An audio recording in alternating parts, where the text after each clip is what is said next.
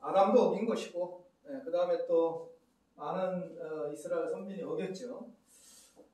모세를 따르는 이스라엘 선민이 또 언약을 어겼고 불순종했습니다. 그래서 약속의 땅 가나안 땅에 못 들어갔다는 거 우리 잘 알고 있죠.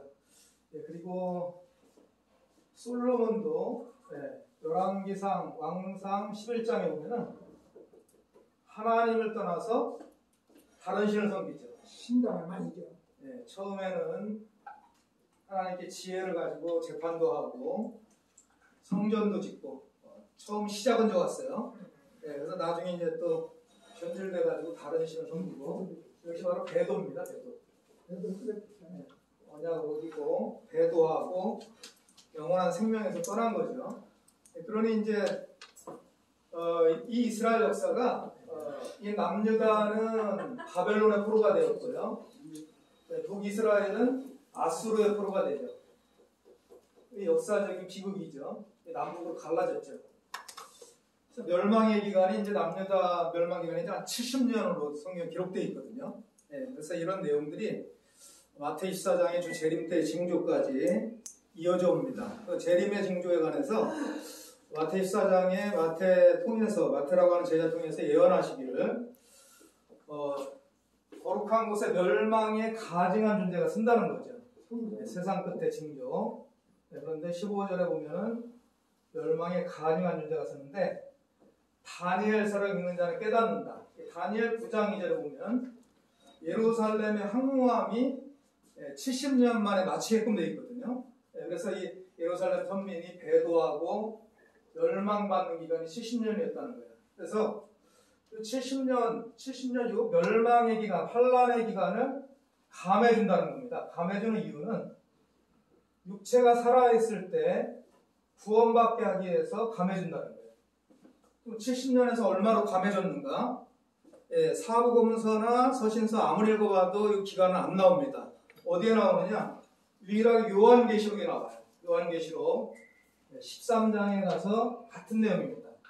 멸망에 가증한 존재가 어디에 쓰는가? 계시록 13장 사건이 같은 마태 24장의 내용과 같다는 거.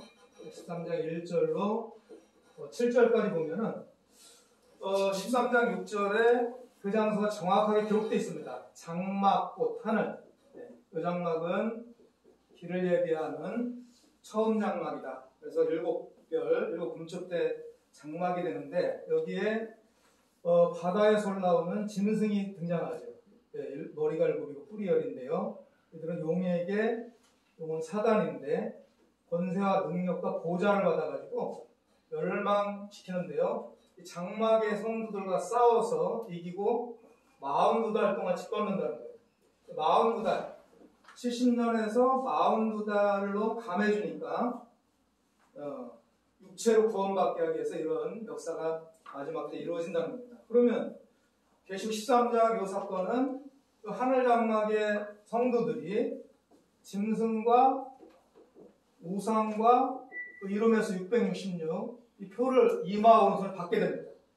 그 표 받은 결과는 뭐냐? 계시록 14장에 잘 기록되어 있거든요. 14장 9절로 12절에 보면은 불과 유황타는 지옥에 간다는 거죠. 영벌, 지옥의 형벌을 받게 된다는 거죠. 이것이 바로 배도와 멸망의 사건, 솔로몬의 사건과 같다는 겁니다. 그러므로 어쨌든 솔로몬처럼 배도하는 일이 이 시대에 또 이루어진다는 거예요. 자, 이런 내용은 나와 상관없겠지. 나는 신앙자라니까. 그래, 여러분과도 상관없고 저와도 상관없으면 감사한 일이고요. 만일 관련이 있다면 깨닫고 이러한 일은 피해가야 될 줄 믿습니다. 그래서 이 거룩한 곳에 멸망에 가주한 존재가 섰을 때 산으로 도망가라 했거든요. 그 산은 비밀이니 다음에 말씀드리도록 하겠습니다. 이상 마치겠습니다. 다니엘 9장 2절에 그거하고 전혀 관계없는 내용인데 그걸 거기다 갖다 붙였고 그럼 목사님 도망 안 가면 돼. 그리고 여기 그 엘레명의 힘에 그 연출에 그 예루살렘 한번 70년 만에 돌아오는 그 얘기가 무슨 뭐 가증한 거 목사님 다음에 얘기해 주세요. 수요일날. 하나님 목사님. 감사합니다. 지금 하나님 목사님 세 번 시. 감명님 감명님 감명님 감사합니다. 이렇게 초종교연합을 하면서 이렇게 각자 안에서 깨닫고 또 지금까지 신앙생활 하신 것을 발표한 중에 이제 각자의 상태와 수준과 가치 기준이 다 드러나는 시간이죠. 그러면 오늘 이제 요한일서 2장을 보면서 우리가 지금 여기 이 자리에 계신 분들의 자기 안의 상태, 차원 수준이 어느 정도인가 한번 스스로 점검해보는 시간을 갖도록 하겠습니다. 요한일서 2장 12절 자녀들아 내가 너희에게 쓰는 것은 너희 죄가 그의 이름으로 말미암아 사함을 얻음이요 아비들아 내가 너희에게 쓰는 것은 너희가 태초부터 계신 이를 알미요 청년들아 내가 너희에게 쓰는 것은 너희가 악한 자를 이기었음이니라. 14절은 또 달라요. 아이들아 내가 너희에게 쓴 것은 너희가 아버지를 알았음이요 아비들아 내가 너희에게 쓴 것은 너희가 태초부터 계신 이를 알았으며 청년들아 내가 너희에게 쓴 것은 너희가 강하고 하나님의 말씀이 너희 속에 거하시고 너희가 흉악한 자를 이기었음이라.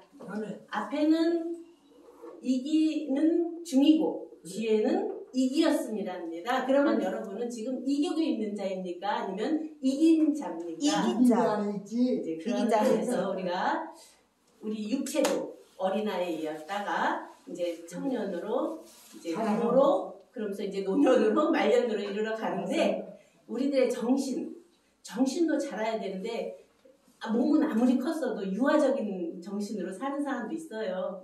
그런가 하면 마음 상태도 그 마음이 넓어서 우주를 품을 수 있는 마음을 갖는 사람이 있는가 하면 그냥 좁쌀만한 거 가지고 자기가 깨달은 거, 자기가 아는 거, 자기가 본 걸로 그냥 거기를 무적인으로 만들어버리더라고요. 이제 그런 면에서 우리가 영적인 면에서는 어떻게 자라야 되나 하는 것이 오늘 말씀입니다. 자녀에서, 아이에서, 청년에서, 아비에서 태초부터 계신 이를 아는 데까지 딱 이르러야 그 태초부터 있고 있었던 우리들의 존재가 모든 것을 다 창조, 부활, 증거, 자전 예수님과 함께 하셨잖아요. 그러한 우리들이 당당하고 멋스럽게 새 시대를 열어가는 여건이 돼야 되는데 계속 지난 거 얘기하면 뭐 하겠습니까? 우리 안에 이미 다 되어 있고 있는 온전하고 완전한 하나님의 생명으로 출발입니다. 이것이 바로 초종교에서 하고 있는 운동이고 우리가 이제는 네 건 됐고 옳다 그르다 하지 마세요. 각자 그냥 인정해 주세요. 다 차원이 있으니까. 그러면 그분은 거기서 안 됐으면 어느 때에 가서 또 그가 잘하게 해주시고 하실 것이니까 하나님께 맡겨버리세요. 그건 내가 하려고 하지 말고. 이제 그런 면에서 우리가 정말 안에 어떤 것도 벽이 없고 걸림이 없고 막이 없는 그냥 투명된 우리가 투명 인간이 돼서 서로 살아가는 내 순간이 되기를 바라면서 말씀하십니다. 이제 초종교가 뭐가 진행되네요. 살아계신 하나님을 아는 사람은 하나님께 맡기는 거예요. 살아있다는 거 알기 때문에 내가 안 해도 하나님이 합니다. 맡기면 돼요. 하나님께.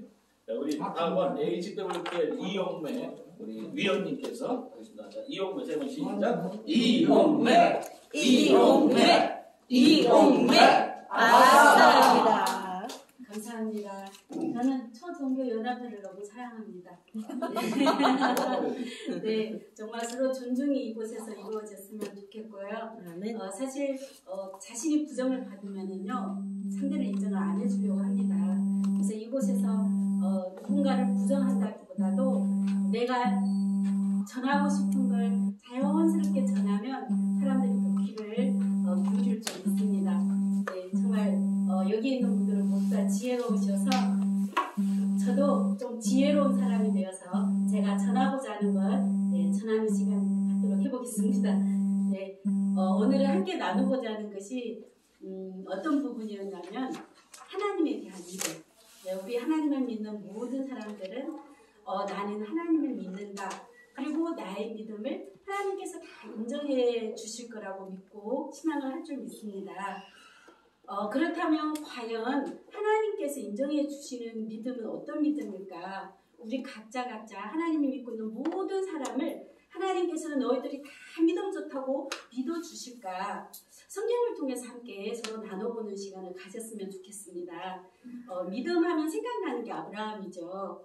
그래서 아브라함은 100세에 얻은 아들 이삭을 하나님께 바침으로 그 믿음을 인정을 받게 되었습니다. 그러면 이때 저는 참 궁금했던 게 무엇이었냐면요. 아브라함이 하나님께 그 아들을 바칠 때에 하나님이 그 아들을 살려주실 줄을 믿고 바쳤을까? 아니면 하나님이 바치라고 했으니 무조건 순종하고 바쳤을까? 아니면 막연하게 하나님이 설마 내 아들을 죽이겠어? 살려주시겠지 하고 바쳤을까? 제가 말씀을 배우기 전에 한 목사님께 여쭤봤습니다. 이 부분에 대해서. 그때 하시는 말씀이 아브라함은 우리와 믿음이 다르기 때문에 무조건 순종을 하셨다고 합니다. 그래서 그때 그렇습니까? 그럼 저는 하나님을 못 믿겠습니다. 사람도 자기 자신 살리기 위해서 내 자신을 버리는데 어떻게 하나님께 복 받겠다고 자기가 받겠다고 아들을 죽인다는 이게 있을 수가 있습니까? 저는 이런 하나님 못 믿겠습니다. 그래서 하나님을 멀리했습니다. 그런데 성경을 알고 보니 그런 것이 아니었습니다.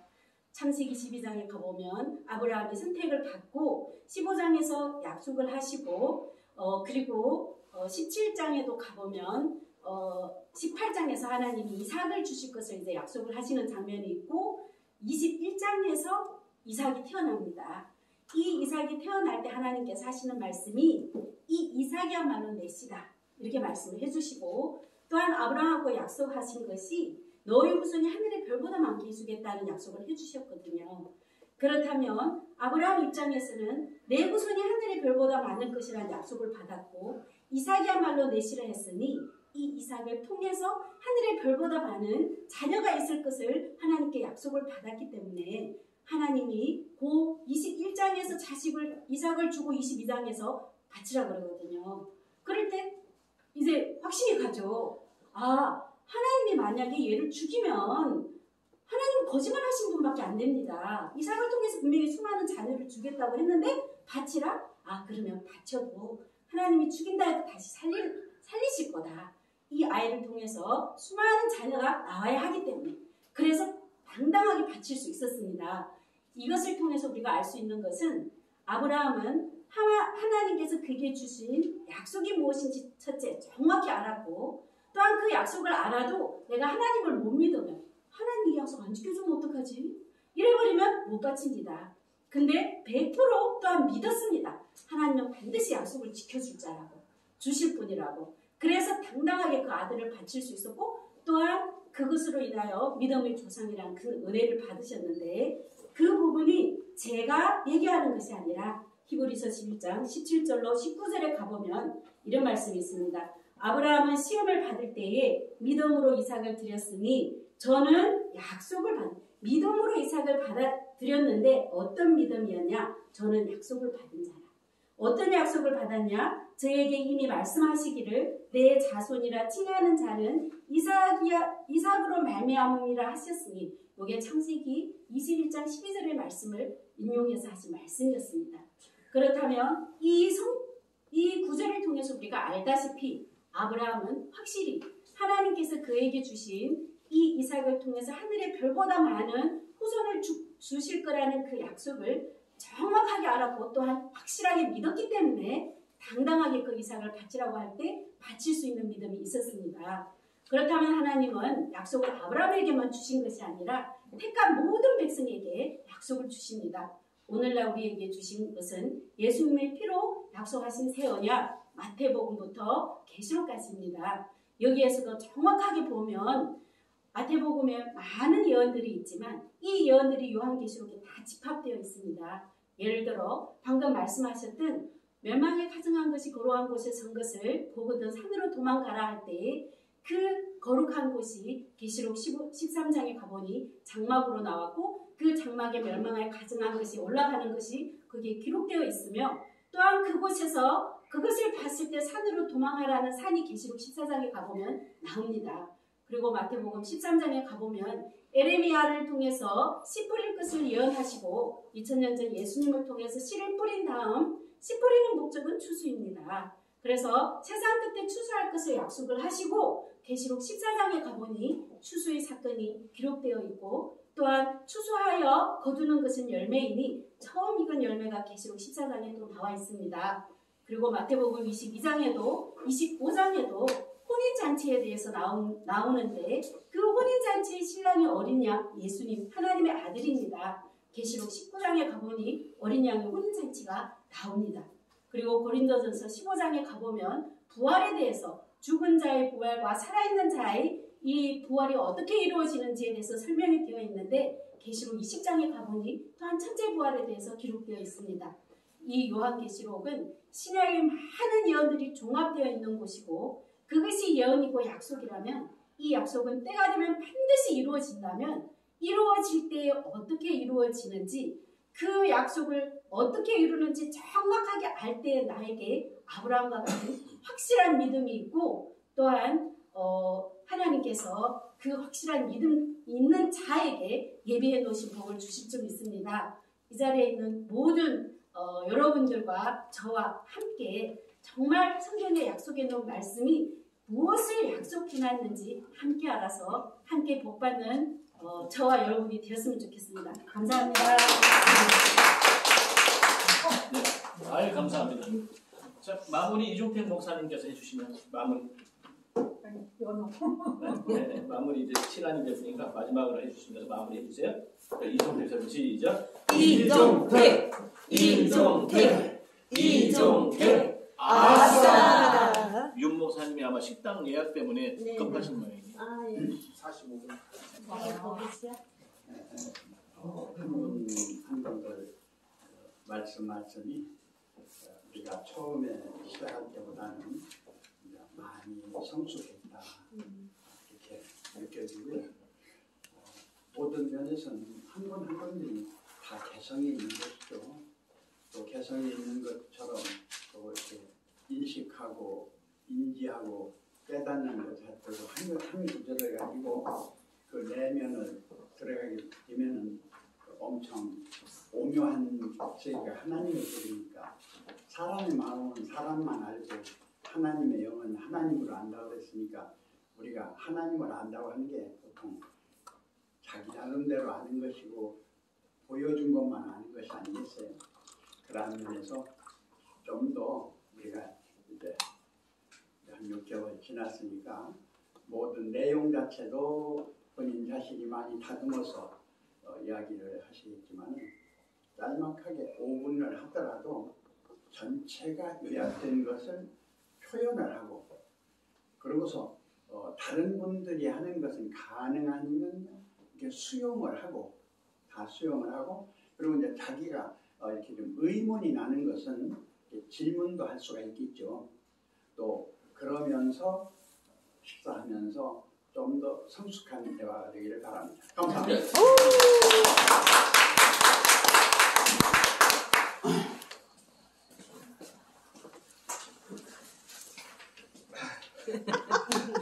오늘 머리 멋있으세요. 그래요. 청년 같으세요. 30대. 시작. 윤경환. 아싸. 아주 청년이 아니라 30대 청년이야. 핸섬보이. 식사는요. 우리가 항상 지하에 백반집 거기로 가는 걸로 하고요. 그래 아까 제가 뭐 그렇게 반발을 했는데 사방에서 막 공격이 나서 내 집을 네가 알렸다. 너무 황당한 얘기를 했어요. 사실은 다 수용하라니까 뭐 수용은 못하지만 잘 듣겠습니다. 멋집니다. 그래 약간 식사 대신에 한 번도 빠짐없이 그래서 맛있게 잘 드시고 영육간에 강건함으로 또 저녁에 또 모임 있잖아요. 네, 잘 드시고 거기서 못다한 말씀 같이 나누면 좋겠습니다. 감사합니다. 광고하려고